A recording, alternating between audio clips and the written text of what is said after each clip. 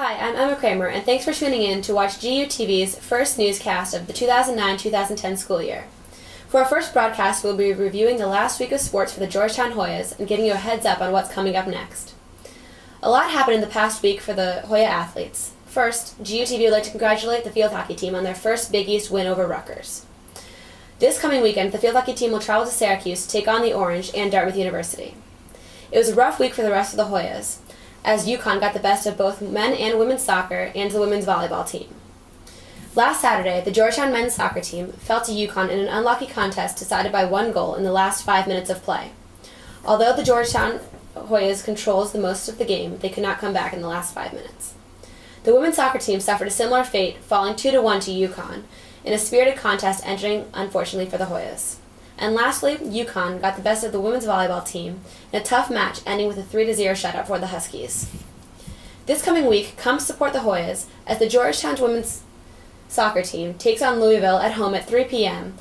on Friday. They're asking fans to please wear all of your Hoya blue attire. Also on Friday, the Georgetown's women's volleyball team will be playing Pittsburgh in McDonough Arena at 7 p.m. for the Dig Pink fundraiser supporting breast cancer. Lastly, on Saturday, the Georgetown men's soccer team will be playing Pittsburgh as well at home on North Kehoe Field at 1 p.m. We hope to see you there.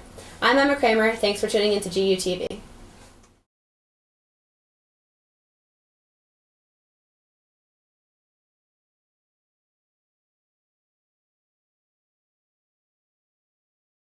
Pennsylvania this past Saturday to take on the Bucknell Bison, and the Hoyas were looking for their first win of the season.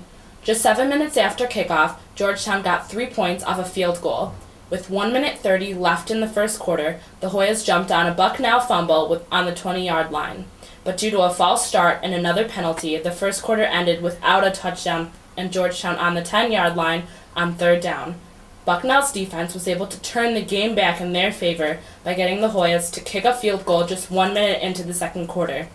No one would have expected that Georgetown wouldn't score again the rest of the game by the way they put 6 points on the board only 16 minutes into the game.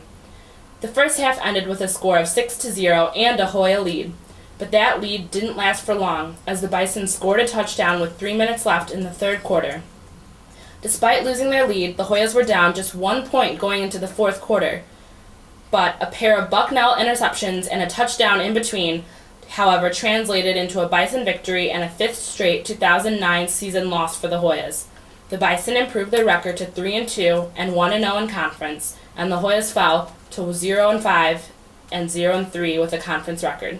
This coming weekend, the Hoyas travel to Bethlehem, Pennsylvania, this time to take on the Lehigh Mountain Hawks. Both teams are looking for their first win, and after 60 minutes of gameplay has passed, one team will still be without a W on the season. I'm Natalie Jones for GUTV.